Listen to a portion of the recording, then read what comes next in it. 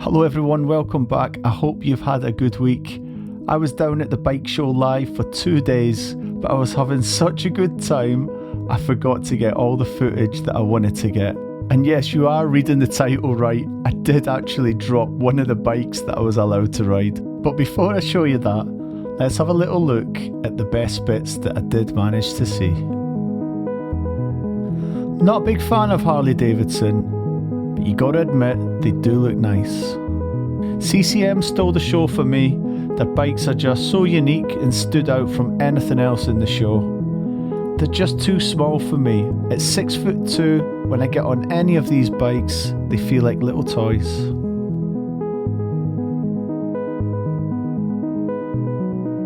And of course the Caddy, centred right in the middle of the arena.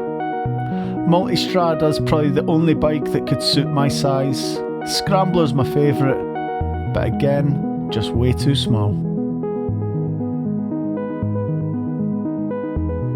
I used to be a big fan of the original Monster and how it looked. I just find these days all the bikes look far too similar.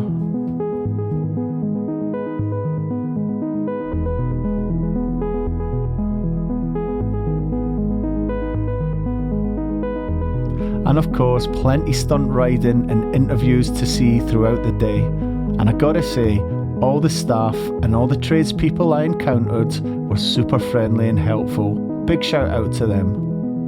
And BMW was probably the biggest stand in the whole place. Loads of bikes to look at.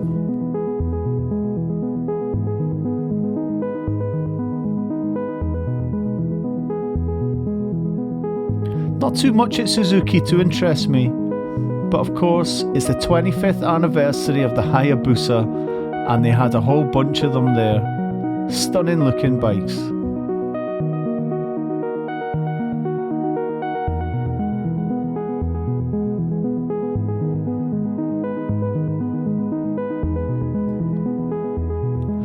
Triumph also standing out a little bit to me here. They've all got a similar variation on the same theme.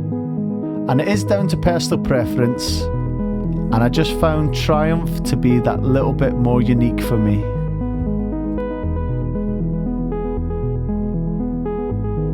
Now, I hadn't seen a Rocket in real life until this one. It's a huge bike, and I got an opportunity later that day to test ride one, and I just couldn't say no. So sadly I wasn't allowed to film the actual test ride, but as we were getting ready I got my phone out and took a few snaps of the bike. And I gotta say I was a little bit nervous getting on this thing. I've never ridden a bike with foot pegs so far forward before, but you know what, it was really chilled out and it was far more agile than what I could ever imagine. I'm going to reach out to Triumph and see if I can get a proper test ride. Now what I did manage to film was having a go on these e-bikes on the indoor off-road course.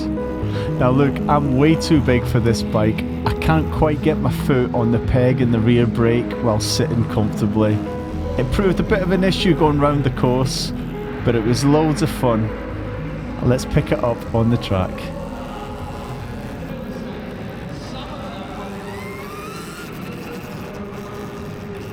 Now I've never done any off-road riding before.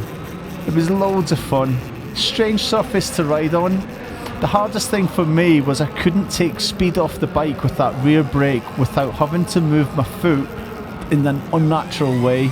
So it was really throwing me leading up to corners and going round corners in terms of control. And I've honestly got no clue what I'm doing on a surface like this. But these bikes were loads of fun. And I must say a massive thanks to the team involved in letting us have a go on these bikes. What a great thing to do. And as the title says, I am about to drop this bike, but no, not on the track. It was actually when I took it back and got off the bike. And I gotta say, it was completely my fault. The team fully briefed us on what to do and what not to do, but in the excitement of everything going on, I did the wrong thing. Okay, so the first thing I did wrong was I didn't switch the bike off when I pulled up. Obviously these bikes don't have gears. We were told to switch them off and I never.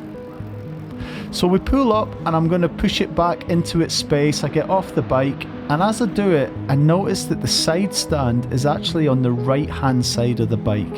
I'm not sure why that is for these bikes.